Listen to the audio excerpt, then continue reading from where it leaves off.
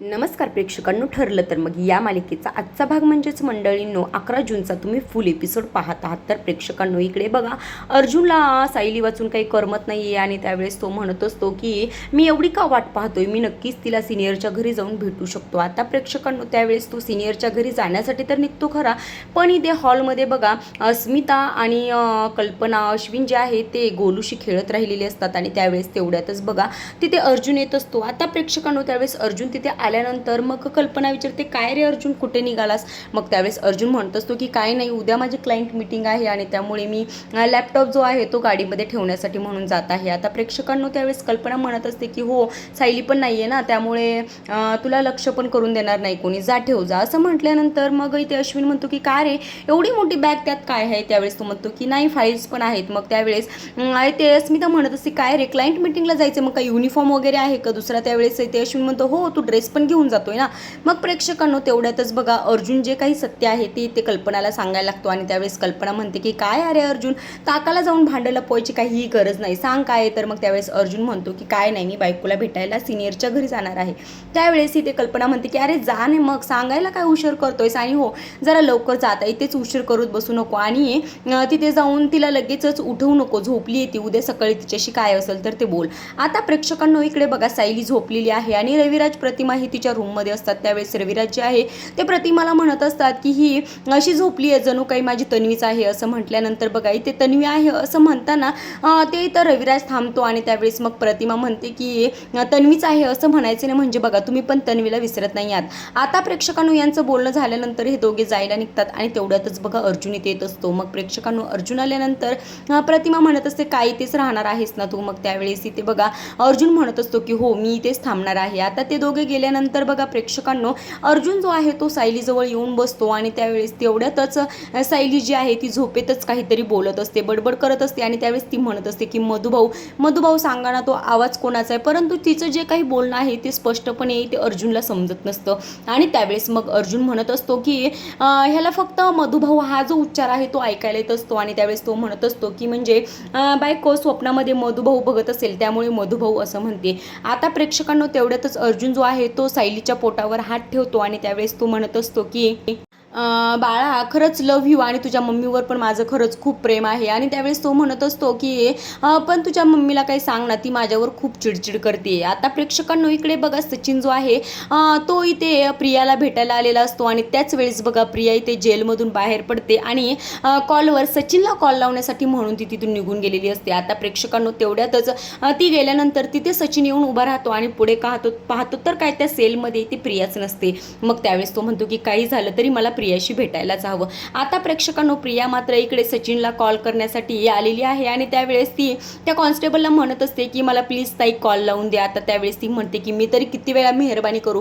त्यावेळेस ती प्रिया म्हणत असते की एवढ्याच वेळेस. आता प्रेक्षकांनो त्यावेळेस ती कॉल लावण्याचा प्रयत्न तर करते परंतु कॉल काही लागत नाही. आता इकडे सचिन जो आहे तिथे एक कॉन्स्टेबल आलेली असते आणि त्यावेळेस तिला तो विचारतो की प्रिया इथे नाही आहे, प्रिया कुठे?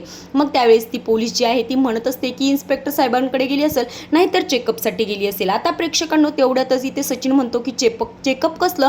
तेवढ्यात ती बाई सांगणार, तेवढ्यातच तिला कॉल येतो आणि ती निघून जाते. आता प्रेक्षकांनो इथे काय नॉट रिचेबल येतो कॉल आणि सचिनचा कॉल काही लागत नाही. मग त्यावेळी जी मेन जेलर आहे ती तिच्यावर चिडते. आता प्रेक्षकांनो सचिन इथे म्हणतो की जर सुभेदारांना शिक्षा द्यायची असेल तर मला प्रियाची मदत घ्यायलाच हवी. आता इकडे बघा किल्लेदाराचे इथं मस्त इडली सांबरचा बेत आहे आणि सर्वांनी इडली सांबरवर ताव मारलेला असतो. पण प्रेक्षकांनो तेवढ्यातच बघा सायलीला कुसुमताईचा कॉल येतो आणि सायलीला कुसुमताई म्हणत असते की इथे डॉक्टरांनी मला कॉल केला आणि डॉक्टर म्हणाले की तुमच्याशी काहीतरी महत्त्वाचं बोलायचं आहे, परंतु त्यांनी मला काही सांगितलं नाही, ते तुमच्या दोघांना सांगणार आहे, त्यामुळे तुमच्या दोघांना बोलवले आहे. आता प्रेक्षकांनो हे ऐकून बघा इथे सायलीला ठसका लागलेला असतो आणि त्यावेळेस प्रतिमा तिच्या पाठीवरून हात फिरवते आणि डोक्यावर फुंकर मारते. तेवढ्यातच तिचा खोकला अगदीच बंद होतो. मग त्यावेळेस ती म्हणते की काय हो, तुमच्या हातामध्ये जादूच आहे असं म्हणून बघा ती हाताची पापी घेते. आता प्रेक्षकांनो तेवढ्यातच इथे सुमनला लहानपणी तन्वीनंही सेम असंच केलं ते आठवतं आणि त्यावेळेस प्रतिमा इथं सांगत असते की लहान असताना तन्वीलाही असाच ठसका लागला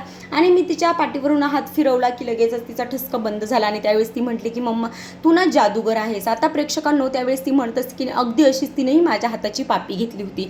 आता प्रेक्षकांनो यावेळेस बघा सायलीला अजूनही डाऊट यायला लागतो, परंतु तेवढ्यातच इथे अर्जुनला कॉल येतो आणि अर्जुन म्हणतो की आपल्याला हॉस्पिटलमध्ये जायचे. आता प्रेक्षकांनो हे दोघेही बघा इथून हॉस्पिटलमध्ये जाण्यासाठी निघत असतात. आता इकडे सचिनने मात्र प्रियाला सांगितलेलं आहे की आमचा डिवोर्स म्हणजेच अस्मिताचा आणि सचिनचा डिवोर्स झालेला आहे. त्यावेळेस इथे प्रिया म्हणत असते की बरं झालं त्या मूर्ख मुलीपासून तुझी सुटका झाली. मग त्यावेळेस बघा इथं सचिन म्हणत असतो की मूर्ख नाही, ती 150 निघाली, तिने आणि तिच्या भावाने मिळून माझ्याकडून खूप मोठी रक्कम मागितली आहे. आणि त्यावेळेस ती म्हणत असतो की मग मी अगदी स्वतःला विकलं तरी एवढी अमाऊंट मी काही जमा करू शकणार नाही, बघतो काही अण्णाची मदत झाली तर. आता त्यावेळेस तो म्हणतो की तो अण्णाही काहीतरी वेगळंच वागतोय. आता प्रेक्षकांनो त्यावेळेस इथे बघा सचिन म्हणत असतो की प्रिया त्या सुभेदारांनी माझं आयुष्य अगदीच बर्बाद करून टाकले, जर त्यांना मला खूप मोठा धडा शिकवायचा आहे आणि त्यामध्ये तू माझी मदत करशील मला याची खात्री आहे. मग त्यावेळेस बघा प्रिया म्हणत असते की अगदीच तू करेक्ट माणसाकडे आला, त्याने आपल्या दोघांचं आयुष्य अगदी नरक बनवून टाकले आणि त्यामुळे मी तुला नक्कीच मदत करणार. आता त्यावेळेस ती म्हणत असते की आपल्याला असा एक बॉम्ब त्यांच्या घरावर टाकायला लागेल की त्यामुळे अगदी अन्नपूर्णा निवास जो आहे तो हदरून जाईल. आता प्रेक्षकांनो त्यावेळेस इथे सचिन म्हणत असतो की पण कुठला बॉम्ब टाकायचा. त्यावेळेस इथे प्रिया म्हणते की माझ्याकडे एक बॉम्ब आहे. आणि प्रेक्षकांनो त्यावेळेस बघा ती सांगते की मी अश्विन सुभेदाराच्या बाळाची आई होणार आहे. आता प्रेक्षकांनो हे जे बोलणं आहे ते ऐकून ते सचिनला बघा धक्काच बसतो आणि सचिन म्हणत असतो की काय. मग तेव्हा प्रिया म्हणते की हा जो बॉम्ब आहे तू जर त्या सुभेदारांच्या घरावर टाकलास तर सर्वांनाच धक्का बसेल. आता प्रेक्षकांनो इकडे बघा इथे अर्जुन आणि सायली हॉस्पिटलमध्ये आलेले तर आहेत, परंतु त्यावेळेस अर्जुन हा खूप चिडलेला आहे डॉक्टरांवर आणि डॉक्टरांना तो म्हणत असतो की तुम्ही